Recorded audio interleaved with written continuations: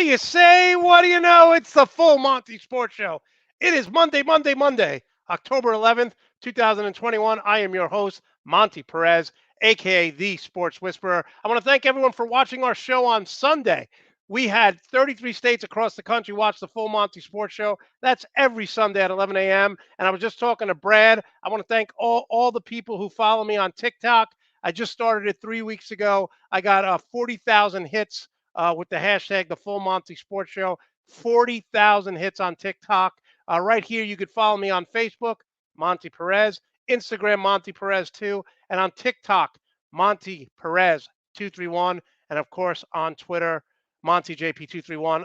And if you can't contact me there, just send me smoke signals. Because I mean, how many things could you be on? How many websites can I be on? Right away, we're getting the chat room.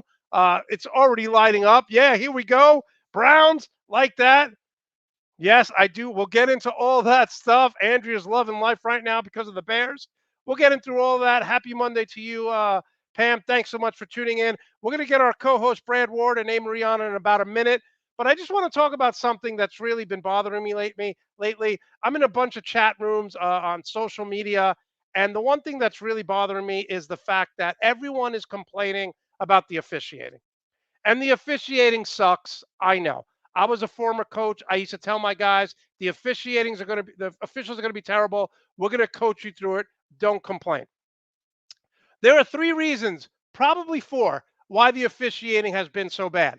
One, players are bigger, faster, and stronger than they've ever been. You have guys who are 6'5", 250, running a 4.5 40. That's the first reason. The speed of the game is unbelievable. If you've ever been on the field during a football game, you'll know what I'm talking about. Number two, there are more plays going on. This isn't 17-13, the 70s and the 80s, where they run the ball on first and second down and only throw it on third down. But everything has favored the offense, so it's a passing league, more points, more possessions. Have you watched the Chargers? They don't punt on fourth down. Whether it's 4th and 7 or 4th and 2, they're going for it. And third, these referees are not full-time. I don't understand this, NFL. Major League Baseball, full-time umpires. NHL, full-time referees. NBA, full-time referees. That's all they do all year round. These guys stroll in on Thursday, Friday night. They referee the game, and they leave on Sunday. And finally, the biggest reason, the refereeing has always sucked. But there's the first Super Bowl, I think, had less than 20 cameras. There's 25 cameras for every game now. You have a pylon cam. You have a camera that's overhead. So we're seeing every angle. We're seeing every possible way. That's why I don't understand, and Brad tweets us out all the time, and a lot of people do. How can you go to the review, you see how obvious the call is, and you still don't overturn it? So there's four reasons why it's always been bad, but it's just magnified now because there's more plays, more cameras, and players are bigger, faster, and stronger. Let's bring on my two co-hosts, Brad Ward, A. Marie. Brad, we'll start with you. What do you think about my take on the officiating? I mean, you're right. Mainly I agree with you about the full-time thing, which is ridiculous that the NFL would not, spend the time and money on officials to make sure that that's a full-time gig for them. I mean, especially with betting, being at the focus of everything now, like that has to be a full-time job. I mean, so much is riding on all of those calls. What's up, Big Kev in the chat? Browns fan? Big Kev. But Brad, would you agree? Brad, would you agree? First, and I probably should have said this, there should be 3 challenges a game, and Bill Belichick always says this, everything should be challengeable. Right? If I want to see a pass interference penalty, which was offensive pass interference on the Chargers, I should be able to challenge that. All right, I'm going to reference a moment in the game yesterday, okay? When Eckler went for the 2-point conversion, right? And he came up short, and they never went to review. They called down to the field. They said he came up short, just changed the call. He went to his mic, and he changed it. No time, never stopped momentum in the game. That's like the sky thing review that they used in the XFL. Why can't they do that all the time? Yeah. Why can't the guys in the booth say, you missed a call, pick up the flag, or that's ridiculous, you need to change the call, and call it down to the field immediately and change it. The momentum doesn't need to stop. You don't need to go to a 5-minute delay. They can make the decision, an official in the, all the camera angles. You have the technology to get it right. Let's get it freaking right. Okay? When Mike Williams comes over and grabs a handful of AJ Green's jersey and throws him out of bounds, and they call the penalty on AJ Green on a 4th down, when you're in your own territory going for it, and you bail them out with that call, that's game changing. That's game changing, and it changed the entire game, and it should have never been called. It's egregious, Monty. It was an egregious call. No, and, I agree with you. I'm fed up with it. That was absurd. Listen, He's going for it in his own territory. He throws a 34-yard pass to the sideline. Mike Williams mugs the guy, and they call it on the defense. It was terrible. It's absurd. It was terrible. And I'll come back with that when you break down the Browns game, because my friend Jared was texting me all about the San Francisco 49ers, how Bosa's being held, they're being held. And my response was simply this. Did the referees cause San Francisco to score 10 points? No. When you score 10 points, come on. Well, that's not the referee's fault. That's Kyle Shanahan. And I'll get into him in a minute. But, Marie, first of all, you look angelic because there's some sort of light. Yeah, I don't know what it is. Behind you. I don't know what it is. It's my new filter. I love it. Okay, give us your take on referees. I know you feel kind of the same way. Well, I do feel the same, kind of the same way, except, you have when you have quarterbacks like Aaron Rodgers and Tom Brady, the refs are on your side. Wow. And now apparently Justin Herbert. Too. And now Justin Herbert. Yeah, that's exactly. Okay, I'm going to put the camera on me for a second so you can see my beautiful poster. Oh, your man crush Monday. All right, go ahead. I just think, but I get I agree with you guys, but the only thing is we got to let him play. Sometimes it's like too ticky, like too soft. Like, let him play. Well, I know this for a fact. I'm a former ref, and one of the things that we always said during the playoffs is, hey, we told both teams, you got to earn it. You got to earn it tonight, like that. Right? And I'll never forget the time I'm coaching in the NCAA tournament, my team, and we won the game, so it was no big deal. But at halftime, we had 21 fouls. Now, I played 10 guys, so we were never in foul trouble. They had 7. So I'm walking off walking onto the court for the second half, and I said to one of the refs, "Hey, John, we got 21 fouls. They have 7. What the F's going on?" He goes, "We talked about it at halftime." He's like, "We don't like that either. We'll make it up." By the end of the game, we had 28 fouls. They had 26 fouls. The referees want to keep it even. There are makeup calls. But, again, I don't think one call decides a game. I think the refs suck for both because let's face it. It can decide a game. It can. It changes the entire momentum, especially in football. But, Brad, so can a missed hold in the first half. Do you understand what I'm saying? And here's what I'm saying. Okay, I agree with Marie, too. You got to let him play at some point. I agree. And I don't want to stop play all the time for every ticky-tack thing because it's true, and it's an old adage, but it's true, and adages are there for a reason. You can find a hold on every single play in football 100%. If you want to. 100%. But, that play in that game yesterday that I'm talking about changed the entire course of the game, Monty. You can't tell me that it didn't. They were up by 7. He goes for it at his own 40-yard line. They get a complete bailout call. It wasn't even close. It wasn't even close, Brad, Monty. I agree with what you're saying. So the Browns get the ball on the 40-yard line going in. They haven't stopped them all day. They're going to go up 2 touchdowns, and you're going to say that doesn't change the course of the game? It does, but Brad, we're going to get into this. But Monty. No, I get what you're saying. But Brad, they scored 47 points on the Browns. Kevin Stefanski runs the ball on first down. He throws it on second down. I got a lot to say about that, too. But, you can say that all you want, but they shouldn't even been in that position. Okay. Look, people don't like the refs. Okay, let's move on. I'm fundamentally agreeing with what both of you are saying about 90%. Okay, Marie, let's talk about your Minnesota Vikings. I don't know how you're a Viking fan because I would have a heart attack every week. When there's 37 seconds on the clock and then we've started playing real offense. Zimmer was playing very conservative again yesterday. I mean, his butt's really on the line here. I got to tell you. I don't want to take away from the Lions. I think when it comes to division games, logic's kind of out the window. I thought it'd be a trap game. I'm like, oh, this is gonna be a lot closer. And the Lions haven't lost by that much every week. You know what I mean? So, we could not get the run game going yesterday. Kirk did do a good job. Poor God, offensive line once again.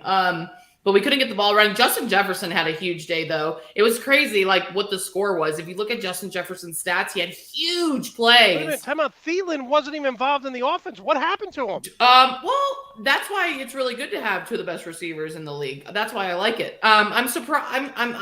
Justin Jefferson all day yesterday. Couldn't get Alexander Madison running the ball again. Not that we want to blame on the refs. 74 yards and penalties, not good. And I did not agree with a lot of the calls, not just as a homer. But we needed a win. Greg Joseph, my kicker, got me so many points yesterday in fantasy. Yeah, exactly. We could not get in the end zone, but we made a lot of field goals yesterday. So do you guys understand? When it was 37 seconds left in the bar, Kyle took me to Colorado Springs to get out of town for a little weekend getaway. We're at a Vikings bar. I was like, this is coming down to a field goal. I can't even watch anymore. I left the room. Yeah, no, I don't know. I mean, every week with the Vikings, it goes to the last play. And I will say this, Brad, you tweeted something that I tried to express, and I really couldn't do it. So God bless you for articulating what I couldn't do. And Zimmer, stop. Or Zimmer, what's his butt? Clint Kubiak is like, stop playing conservative on 3rd and 18. Why are you running it up the middle for 2 yards? No, you have two of the best receivers in the league. And not just that, like we'll talk about this with the Browns. Like, everything's a pass interference penalty now. So throw it. Throw it on 3rd and 18. You don't see Rodgers on 3rd and 18 running a dive. You don't see the Chargers go for. I don't think they punt it all year. They go for it on 4th down all the time because they have a great quarterback and there's BS pass interference calls coming. But Brad, you articulated this so well. I am so sick and tired of this guy, and it's not even week 6. Okay, Campbell goes out there and he cries and he's upset, and I get it. But listen, dude, this is not the playoffs. This is not your season's over. Maybe spend a little less time talking about, biting people's kneecaps and more time on game preparation and not being a WWE announcer. Brad, you said the exact same thing. Like, come on, dude. Like, you got to be even keel. It's hard to fault a guy for his emotions, but you cannot. I mean, this is not good for a football team. When every game is so high and so low that you're crying at the podium after a loss in week 5, how do you think your team feels? And people are replying to me, oh, they'll run through a wall for him. Yes, there is an effect, okay? So these kind of coaches, we had one in Cleveland, Greg Williams, when he took over as the interim, Rex Ryan, these kind of crazy scream, we'll go do everything for you. Emotions are everywhere all the time. Guys, have an effect in the short term, right? Teams will rally around a coach for a short period of time. But this kind of coaching, the up and down, the highs and lows, the crying, the screaming, it's not sustainable. You cannot have sustainable success with this kind of highs and lows week in, week out. You need to be even kill. Your team can't be that high and low. Urban Meyer's going through the same thing. They're treating every game like it's the freaking Super Bowl. Yeah, they're putting everything into it, and it's gut-wrenching every time they find a way to lose. Like, you can't do that. Like, it's just... Him up there crying was just so bad. That's so bad. That's such a bad And again, look. it has nothing to do with emotion. I remember Joel Embiid of the Sixers. They lost to Kawhi Leonard and the Toronto Raptors. He had a Game 7 winning shot at the buzzer. He's crying. It's the end of the season. He's a player. I have nothing wrong with people crying. But again, this Rex Ryan mentality, again, he goes, they knew they were in a fight. Next time we play them, they're going to know that. Like, Rex Ryan used to say that. We're going to punch you in the mouth. But you think Bill Belichick was worried about Rex Ryan's teams? Like, come on, dude. It's week 5. Cry in the locker room, but in public, be the leader. You can't be that high and low. And again, if it's a playoff, it's a Super Bowl. I'm all on board. I get it. Show your emotion. I get it. It's desperate a little bit because what it does is it's like rallying your troops for next week, right? And every coach in the NFL says you have to go 1-0 each week. But when you're putting that much emotion and that much everything into 1 week, or just to get a win next week, it's so desperate it's not sustainable over a long period of time. Hey, Marie, before we switch gears to the Browns game, I look at this team, and I don't know if they're terrible or I don't know if they're good because they could be 5-0, the Vikings. Yeah. Yeah, we shouldn't be 2-3. That's for sure. Well, I don't know about 5-0. No, we wouldn't be 5-0. We definitely should have won against the Cardinals. What I mean by that, you've been in every game. But every game where we're a whole different coaching, it's play calling, everything is so different in each game. Like it makes no. And I know not having Dalvin, but we still have a high-powered offense, and Madison's good, and Anthony Barr's back. We but still at our secondary position, our corner. Besides our cornerbacks, we're studs. We're a good team. Okay, so last question on the Vikings, then we'll move on. What's the identity of this team on offense?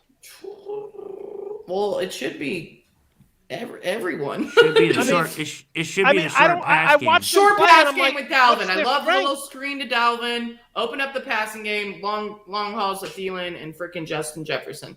They're still a good team. They're still a good team. We're a good team. Yeah, no doubt. All right, Brad, fire away. Chargers, what a crazy game.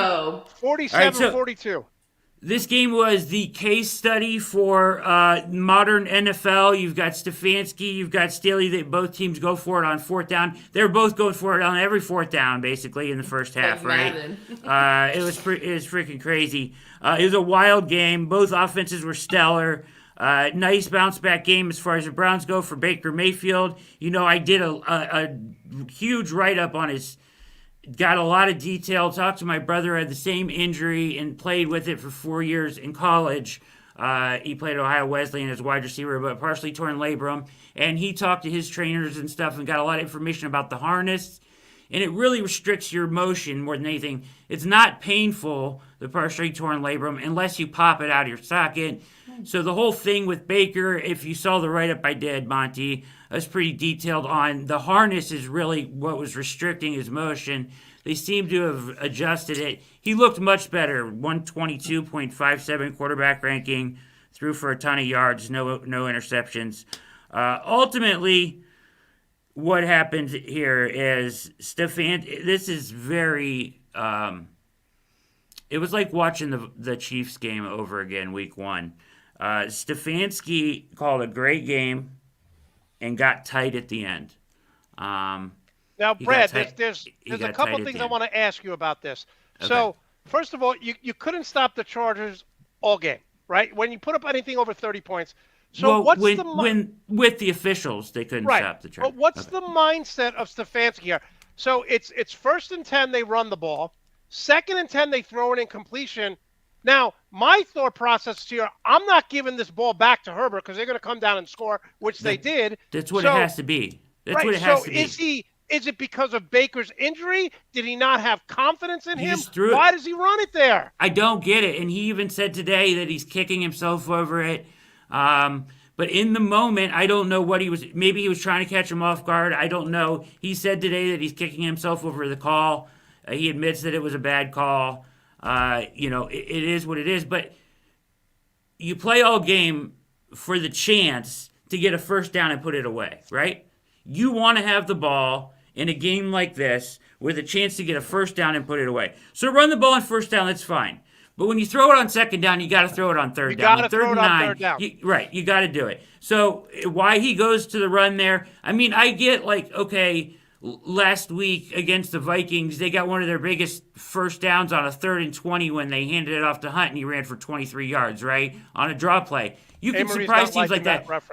But this is the game, right? This is the game. Like, think about this, Monte, and I wrote this late last night as I was stewing in my thoughts on this game, which lasted all night, might I add. That what if he makes the extra point and it's a tie game? Yeah. The Browns come out, they're thinking we're going down the field to win the game. They're coming out aggressive, right? We're going to go down and win the game. We got 3 minutes. We're going to try to go down, leave no time left and score and win the game.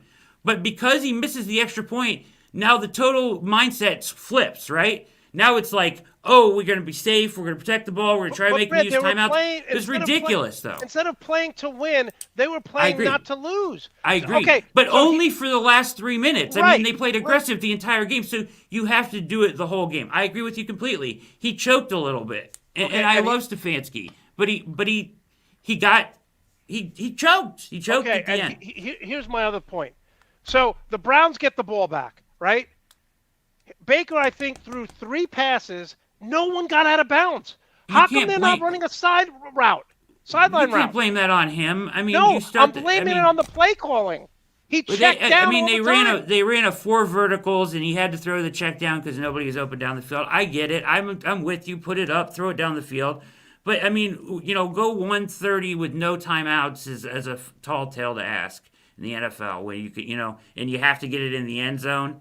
Yeah, oh sure. yeah, listen, it's a total different mindset if you got to kick a field goal than if you have to score a touchdown. But I will say this: listen, Justin Herbert. I know you guys joke around. I love fair.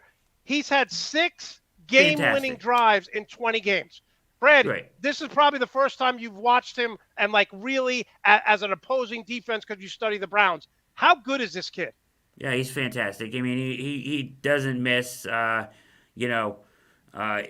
was fantastic. He did it all himself too. For a large part of the game, he did it all himself.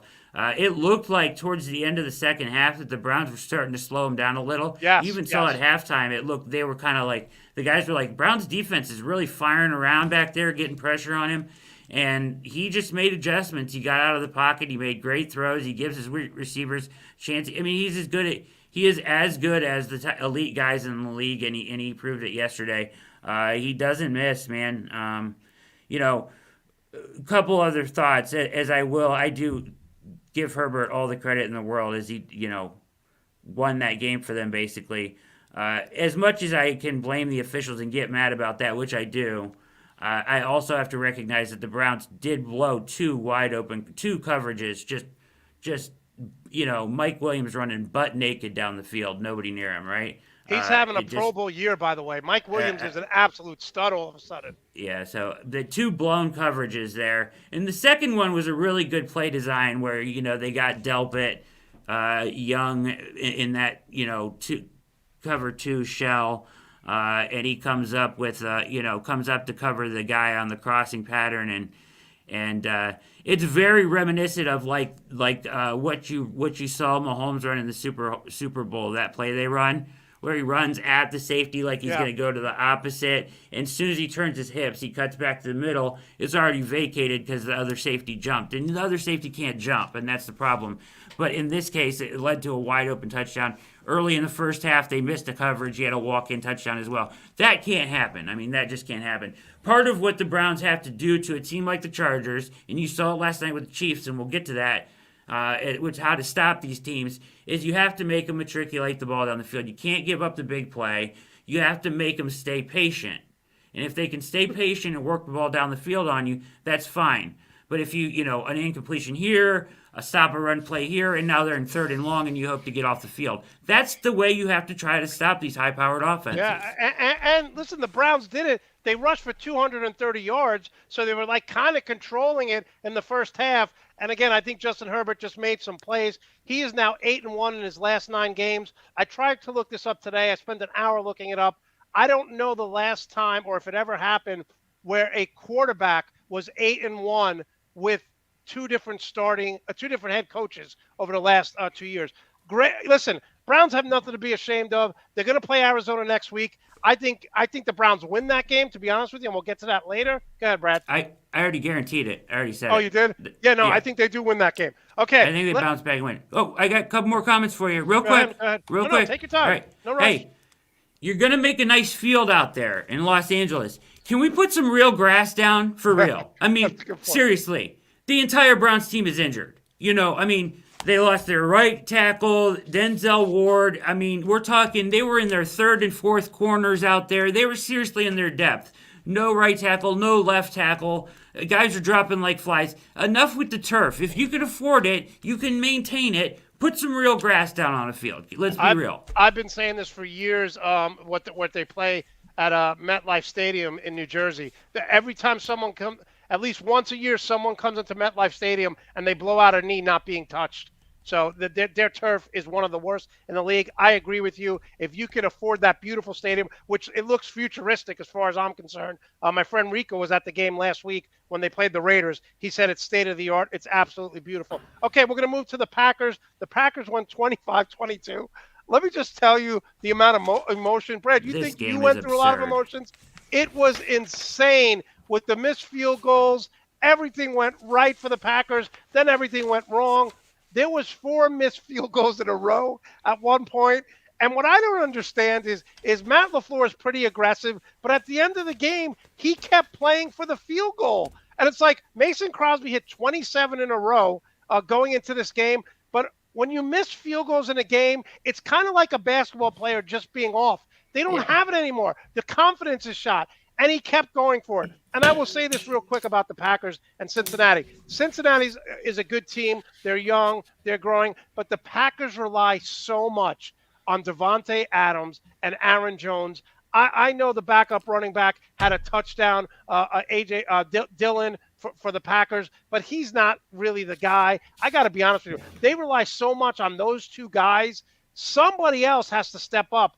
And they have a guy who'll step up here and there in one game or another game, but consistently they don't have it.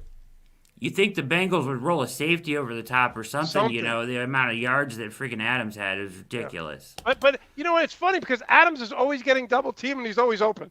Yeah. That's especially in the red zone.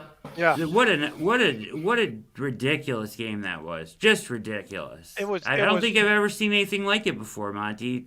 I don't think I've ever seen kickers miss that much ever before. 4 field goals in a row they missed. 4 field goals in a row. And the Cincinnati Bengal, when he went to kick it, he thought he made it. He was celebrating. Thought he made it. What a jackass. Yeah, he looked like a total jackass. He did. Okay, A-Marie, the Bucs trounced the 1-4 Dolphins. Going into this game, Tom Brady has lost 12 games versus the Dolphins. That's double than any other team he's lost to. But it's disgusting how good this Tampa Bay team is when they're rolling. I was looking to, 558 yards, Tom Brady. Are you joking me? You know, it's just so annoying. It is really annoying. And you can't touch Brady. You want to talk about refs? There you go. You can't touch Brady either. I thought this Dolphins defense was going to be a little better though, but it's the Bucs. Our offense is just rolling, and I thought I'd be more happy about the Bucs defense at this point. But I know they're banged up. I will say this about Miami. You know, they drafted Tua. He hasn't been able to stay healthy. A lot of their draft picks haven't panned out. And, the love affair here that we had going, I live in Florida, for those of you who don't know, the love affair here with the head coach and the Dolphins going into this season, what was really, it's all they talked about. Alex Scooby, who's been on The King of Queens, an actor, he comes on my show all the time. He's like, I'm done watching the Dolphins for the year. He's like, they suck. Right. He's like, the coaching staff sucks. Their draft picks have not panned out, which we'll talk about in a minute with the Buffalo Bills draft picks and free agents all hitting home runs.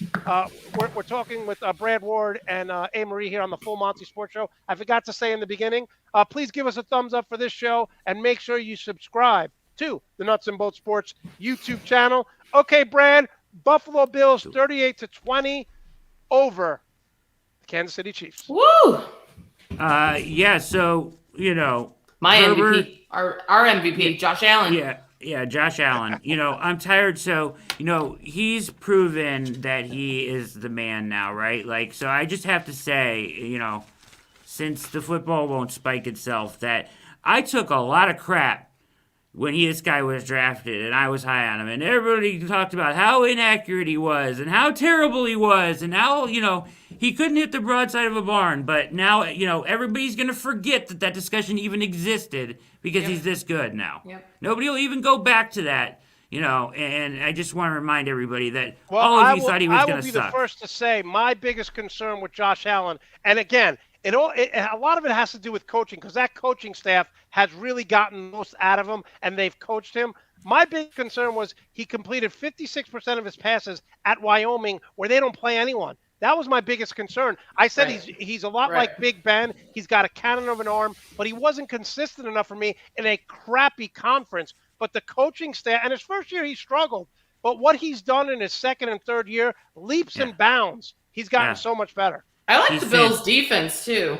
They are. The Bills' defense is very tough. Great point, Marie. And Allen was fantastic last night. I don't think that Mahomes is 100%, to be honest. I watched that entire game. There's something wrong with him. He's not moving the same way. He just doesn't look the same as he has in the past. But that's not why they lost. Why they lost, and let's talk about this. Browns did it to him. Chargers did it to him. Eagles did it to him. Bills did it to him. All the same approach. Too deep, umbrella coverages. Don't blitz Mahomes, no matter what. Don't blitz him, right? Drop everybody into coverage. Make him be patient. Don't give up the big play and make him be patient. And the Bills did it all night long, and guess what? They couldn't be patient enough. They stopped taking the easy stuff and started trying to force it down the field, and they lost. I mean, Collinsworth made the point in the last couple minutes of the game. He's like, this throw was here all night, but they didn't take it. They kept trying to force it down the field. They could have dinked and dunked them all the way down and up and down the field, but they didn't have the patience to do it, and you got to give the Bills credit. It's a great game plan. It's the same thing the Chargers did to them. It's the same thing the Browns did to them. The Chiefs' defense is putrid. Let's be real. What's going on? Yeah. Really bad. Guys, real quick, there's a poll in the chat. The best team in the NFL, vote. It's Chargers, Bills, Cardinals, Rams. I voted for the Chargers. I'm biased. So that's my team. We know. I will say this about the Bills. Monte. I will say this about the Bills, though, right? They've led 14 straight games at halftime, which is an NFL record. They've won 11 in a row by 10 or more points. Longest streak since 1988, 1999. And my final notes on the Bills is, how about this? We always talk about this, right? Because teams get worn down in the second half. The Bills play 7 or 8 defensive linemen. Their leading defensive lineman is only taking 55% of their snaps. They rotate guys in, so in the second half, when Patrick Mahomes and running teams would wear you down, they're fresh. What they're doing defensively is amazing because they're just rotating guys in.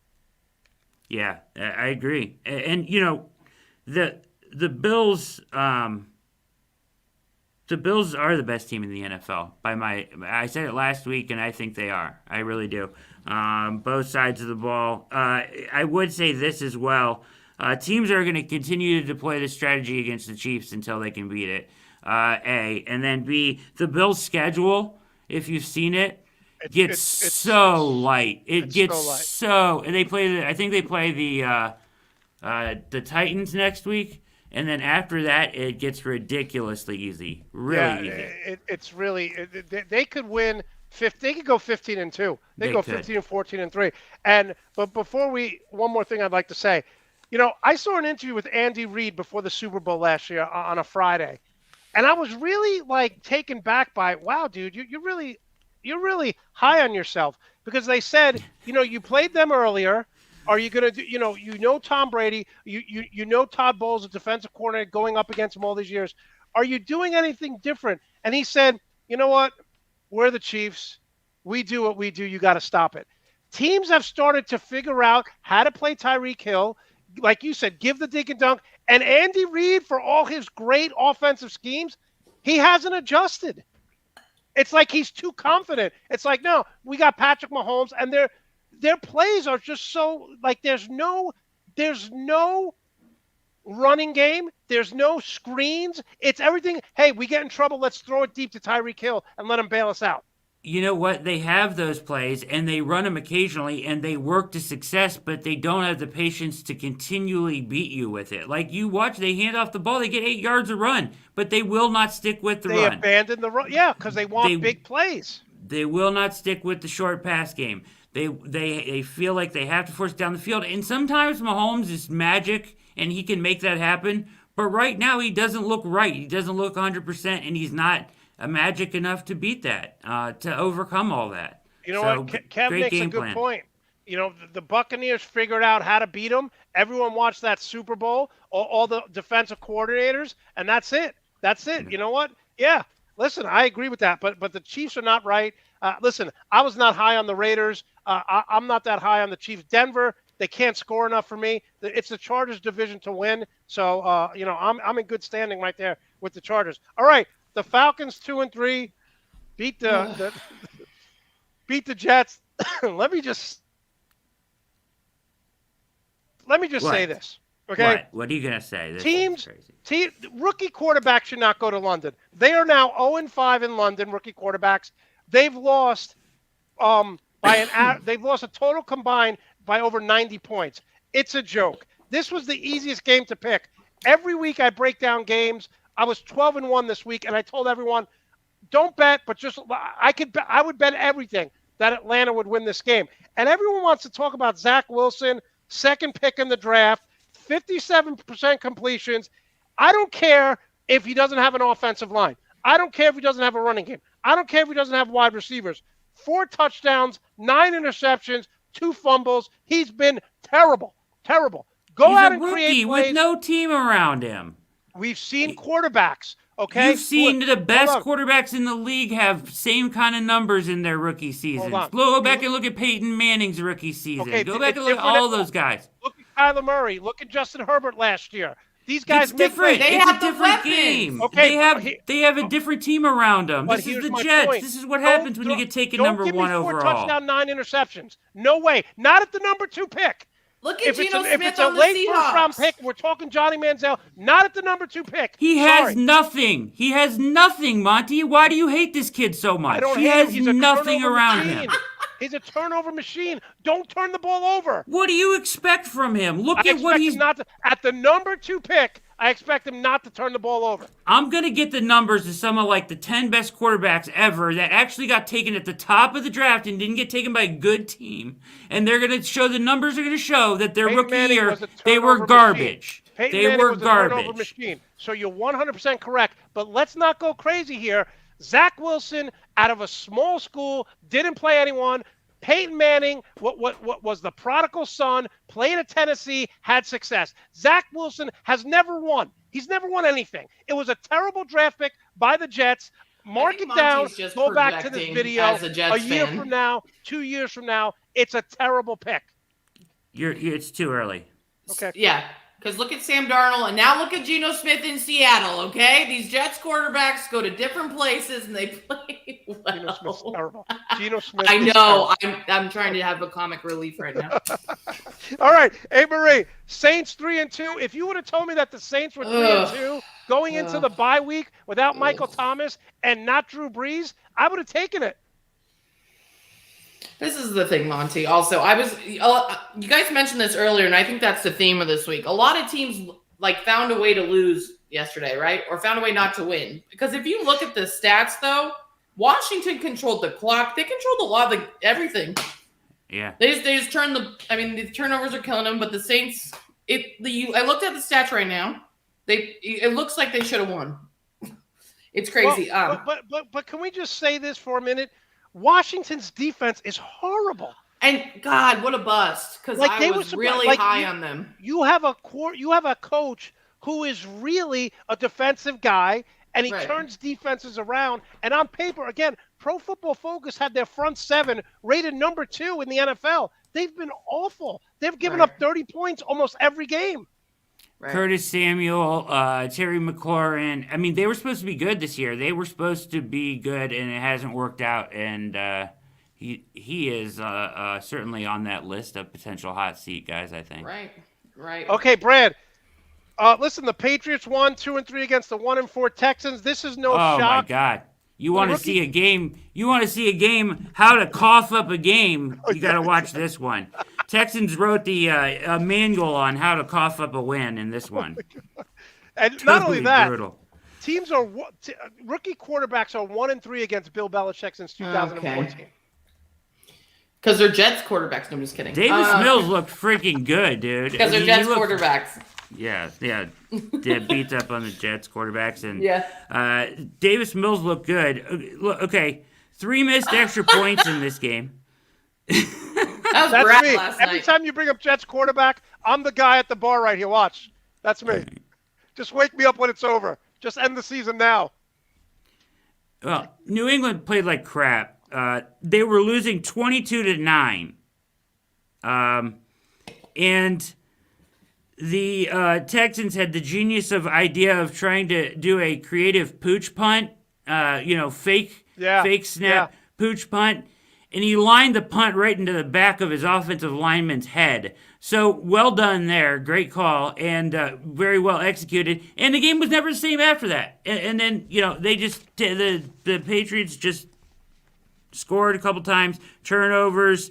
Defense didn't play well for either team early. New England shut them down at the end. They somehow win 25-22. The Texans had this game and They blew it. They Found a way to coughed lose. it up. I'm telling you, that's the theme of the week this week. Find a way to lose. All right, let's move to my two sleeper teams. Listen, this was a tough game. The Panthers, I think, were up 15-3. They lose 21-18, and I just got to be honest here. The Eagles play Tampa Bay on Thursday night. The Eagles could only win in low-scoring, ugly games, and I'm very disappointed because Sam Darnold really, really struggled. 3 interceptions. They got to get Christian McCaffrey back because when you ask Sam to make plays, he's a gunslinger.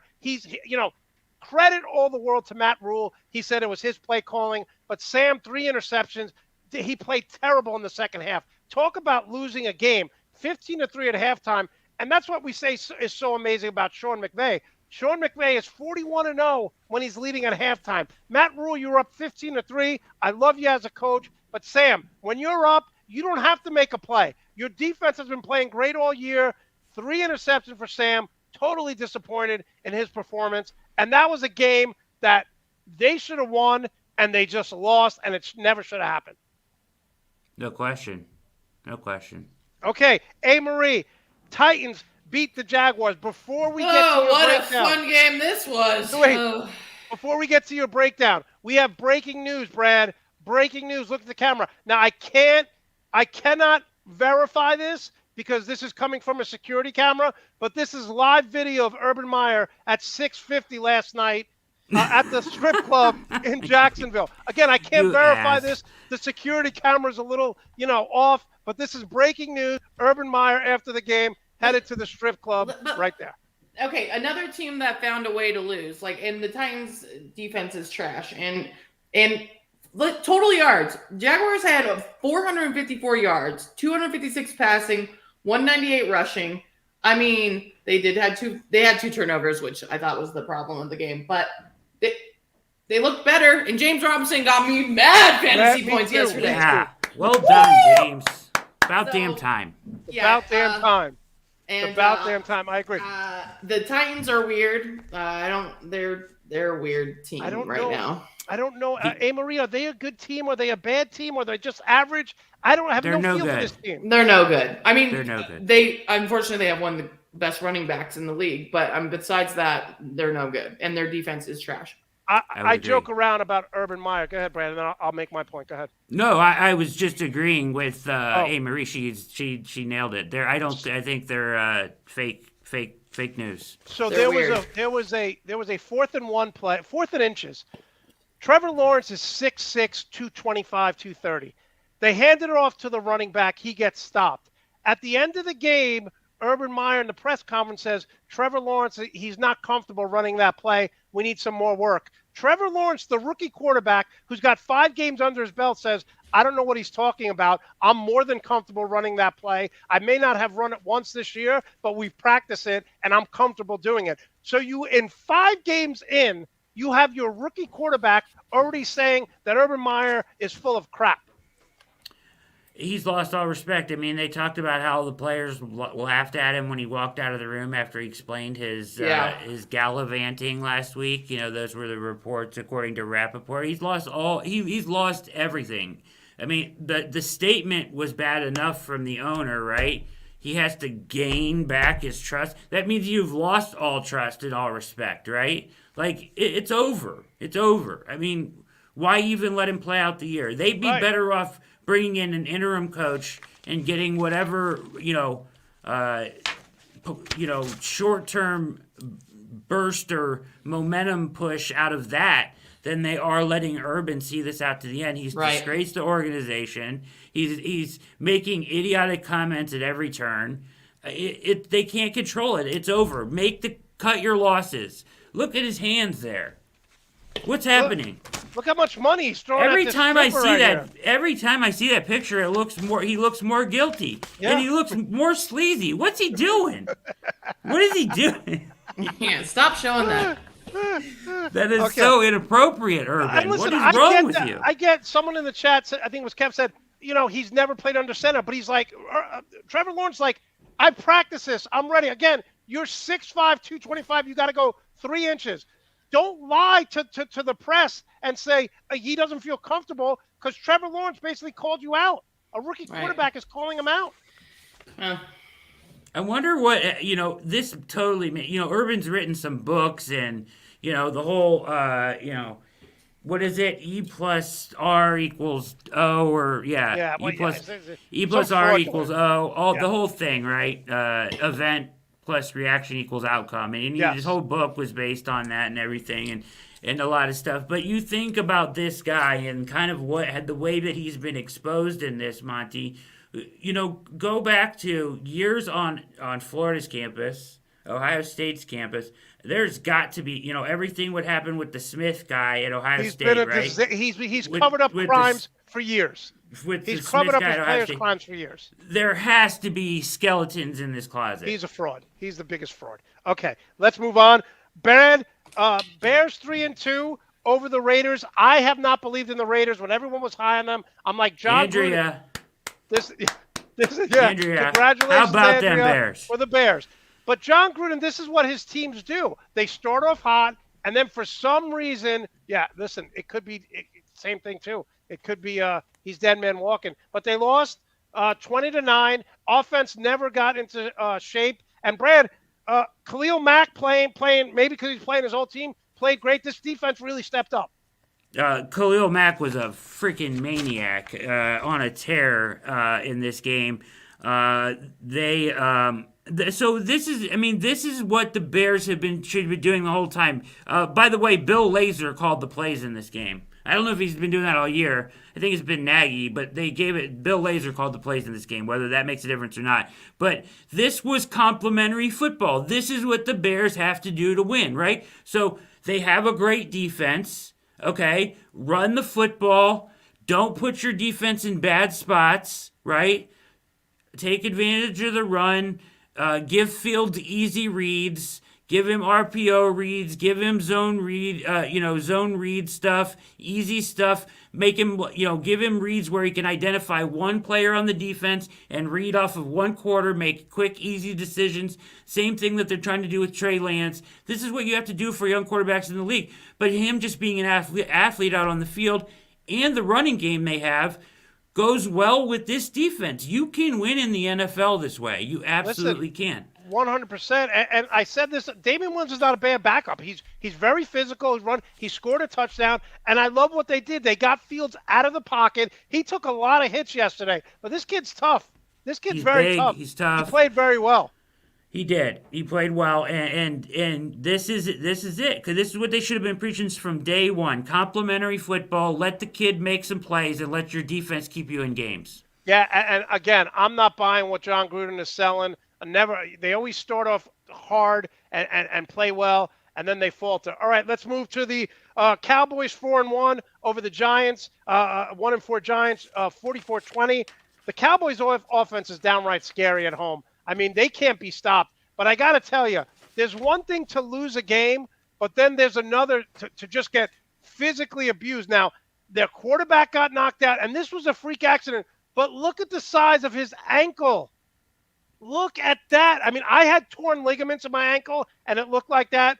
I'd be very surprised if Barkley comes back in the next 6 to 8 weeks. Which is awful. It looks awful. It was a freak accident. And then Daniel Jones gets knocked out with a concussion. Listen, Dallas is for real. They are a top 5 team in the NFL right now. Don't know if that can translate on the road, but they are. First of all, top 5 team in the NFL. Yes, they are. Yes, they're in the NFC. The Cowboys right now are a top 5 team in the NFL. So I talked about Trayvon Diggs last week, right? Right. But I just want to say, just because the kid gets interceptions doesn't mean he's great cover corner. No, but interceptions are very valuable. But let's be real. a guy can barely guard a door. Yeah, he gets interceptions. He plays the ball very well, but he's not a great cover corner. Let's be No, real. but he's had 5 interceptions in 5 straight games, 1 I interception. give And him same all the thing with credit. Jamal Adams. Yeah. Jamal Adams gets beats a ton of time, but he makes big sacks. He gets interceptions, turns the ball Not this over. year. I don't think he's a great cover guy, but he's definitely making plays on defense. Right. Okay. I don't think the Cowboys are a top 5 team. Just Okay, on the that's record. fair. I'm gonna Amory, give you that. think they are? In the NFC, not in the entire league. Okay. All right. Listen, I've been hearing Fair. all for 4 years. I've been hearing that Kyle Shanahan is a genius. 6-10, 4-12, 13-3, 2-3. He's had one Yeah. winning season, 31-38. Kyle Shanahan could be the 4th best coach in that division right now. False. Okay, false. But again, found a way to lose. And Trey Lance, everyone's quick to blame the quarterback. But how about the Niners holding the Cardinals to only 17 points, though? I mean, I thought that was big, even though they lost. Again, if you look at the stats and you look at the score, you would think that the Niners won this game. So I think it came down to big plays and moments. That's why they lost. And when Trey Lance was on the 1-yard line, man, I thought, damn. And now Trey Lance is hurt. Trey Lance is hurt. Yes, he is. But, okay, so you guys kind of disagree with Kyle Shanahan. Sean McVay, I think, is a better coach than he is. Yeah. Okay? I think that even though he's had problems against him head-to-head, I think Pete Carroll is – if you look at the success, Pete Carroll has been to 2 Super Bowls. He's won a national championship. Pete Carroll's a better coach than him. If you want to say Cliff Kingsbury isn't – He's had more time. He's had more time. But listen, he's had What one is winning Shanahan in season. year 3? Year 3 as a head coach? Shanahan's – this is his 4th year. And he went to the Super Bowl. Right, 4th but year as he's head had coach. one winning season.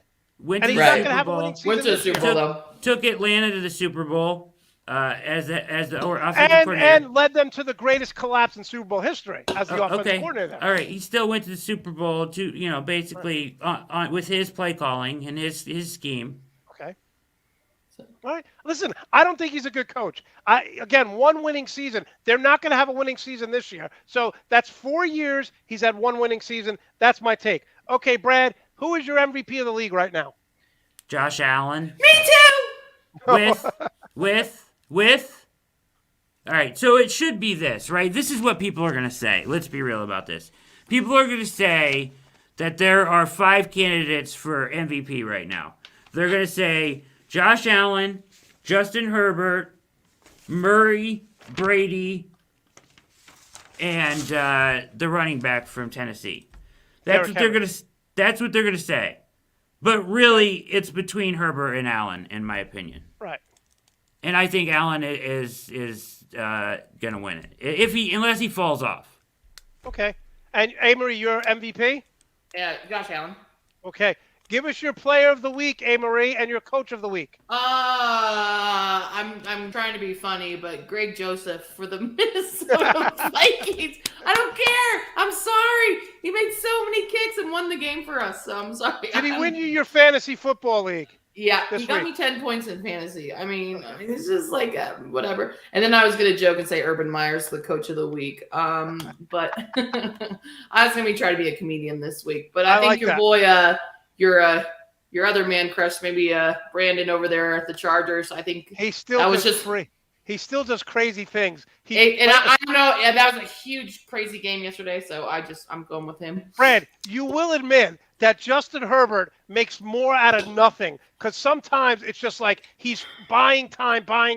Like some of the plays they run, it's like, what the hell's what are they thinking? Yeah. So my knock on him, as I told you before, was I needed to see him do more off schedule. I certainly saw that yesterday. Yeah, totally. Okay, who's your MVP? Who's your MVP of the week? Yeah, I was gonna give it to Justin Herbert, but I guess you're gonna give it to Justin Herbert. So I'll say Emmanuel Sanders. How about him last Ooh, night? I like that. I like that. I like that. Two You know, touchdowns. actually, a lot of people were saying that Jameis Winston should win. Again, they're Why? 3-2. Well, but they're 3-2. Their defense has played great. They're 3-2 We know without nothing Michael Thomas. about them. We know Okay. nothing Yeah, about we'll that see. team. Yeah. Okay, so we're not going to talk about Diggs because Brad already shot that down. Yeah. No, talk about him. I'm sorry. I'm sorry. I just don't think he can We guard a also door. are I running mean, out of time. Yes. he's also a wide receiver, playing defensive back, basically. Okay, so let's break this down. Brad, tough turnaround. Give us a minute or two, and then we'll get to Amory on next week's matchup. You got the 3-2 Browns headed to 5-0 Cardinals. This is the tough. Listen, back-to-back tough games. Wait, that's wrong, isn't it? What? What's that? It's in Cleveland, isn't it? Yeah, it's in Cleveland, but I'm just saying they're playing the Cardinals, so Yeah, it's yeah. back-to-back tough games. Yeah, but it's at home. It's in Cleveland. The Cardinals are 5-0. They should have lost this week. They're going to come in. They're going to lose. The And Browns they are should going to have bounce lost back. to the Vikings. Yeah, I mean it's about time. The Cliff Kingsbury luck box train runs out. The fantasy ends I tonight. like it. I like it, Brad. Browns. So you have the Browns winning big in this one. I don't have them winning big. I have them winning. Okay. All right, The game. Amory, the Vikings are going up against my sleeper team. I assume McCaffrey's going to be back. Break this thing down for us. Vikings versus Panther. Very similar teams, run-heavy offenses. Our defenses on paper are better. It's just we're weird right now. We're both weird teams. Both think we're good teams. This is going to come down to play calling and no penalties on the Vikings end. But, God, do not play conservative for the love Vikings. of God. And You got me rooting for the Vikings, Amory. No, I It's know. crazy. No. I'm like, stop being God. conservative. Here's the thing. You have two elite wide receivers, and Kirk Cousins, for the past 2 years, has been a very good quarterback. Why are they so damn conservative? I don't understand. Oh my God, you have all the. They think they have such a better high-powered defense. It's They so think they have a better crazy. defense than they have. Because that's that Zimmer mindset. It's ridiculous. That was the Yeah. dumbest last minute of football. Well, I see that often as a Viking fan, but dear God, like Zimmer, like you have a high-powered offense, one of the best offenses in the league, besides our stupid. I'll take the tackle. Vikings. I'm I'll taking take the Vikings. No, we're gonna win. This is we got the Panthers and Cowboys. These are too big. Yeah, Too that's- big. Pan- Too big. Panthers are coming back down to status earth. of Dalvin Cook. I think I'm glad we didn't play him yesterday, and I think he'll play limited next week. Listen, I rather they have a I very- rather see. They have a very good backup. Oh, Yeah, Madison Madison's and CJ outstanding. Ham. Yeah, very good backup. We don't let the Okay. fullback die in Minnesota. Yeah. All right. So, Brad, you are 6-1. I am 5-2. A. Marie is 4-3. The winner gets a $100 American Express gift card. Woo! We have 2 games this week. We have tonight, Colts, Ravens, and then on Thursday night, you have the Eagles versus Tampa Bay. Brad, give us your 2 picks. Uh-oh. I'm taking in this one. You're taking the Indy! Colts. I'm taking the freaking Colts, man. I'm taking Let's the go. Colts too. Let's go. All right. You guys are I hate both the freaking Ravens. 21-17. Ravens are pretenders. All right. Yeah, Pretenders. stop. Pretenders. Screw the Ravens. My friend Andrew says, why does Brad hate the Ravens? I'm like, I don't know. He's a Browns fan. How could he not hate the Ravens? They took our franchise and spit on us and disgusting animals. I'm taking the Ravens to win this, so I will tie Brad up this week. Okay, and we're all taking We're all taking the Bucks, right? we're all taking the Bucks. Yeah, we're all taking the Bucks. Bucks. All right. Unfortunately. Let's start with you, Brad. How can we follow you? How can we support you? When is your next show that fans can listen to? At Ward on Sports on Twitter. AllEyesOnCleveland.com is the website. That is the name of the show. It is on YouTube. We passed 1,700 subscribers this week. Keep showing up, subscribing, watching the show. You can also get it in audio form, podcast, where all popular podcasts are found. We should have a show on Wednesday and Thursday this week, and our Saturday night crossover with the OBR Fillmore and Breakdown. Jake Burns, who's a genius as well. We do that every Saturday night for a game day preview show. So check it out. Okay, and let's get our sponsorship here. What kind of Vizzy is that? Oh, Avery? tonight, this fizzy was black cherry lime. And Oh. is that one of your favorites? Yeah, I love all of them. Got to get your antioxidants when you're drinking. All right. So, who is your? How can we follow your show? You have guests on every day, obviously. A lot of people don't know where you're located, so could you just tell them So about yourself real quick? I live in Albuquerque, New Mexico. I'm on the Opening Drive Sports Show on the Sports Animal. You can stream it anywhere in the world, Monday through Friday, 7 a.m. to 10 a.m. And if you follow me at Part Time Bro, I have podcasts that are more comedy related, and you can catch me doing stand up all over the country. Starting next month, I'm starting to do more, which is good. Yay! So yeah, yay! Amazing job. Listen, hope you guys win next week.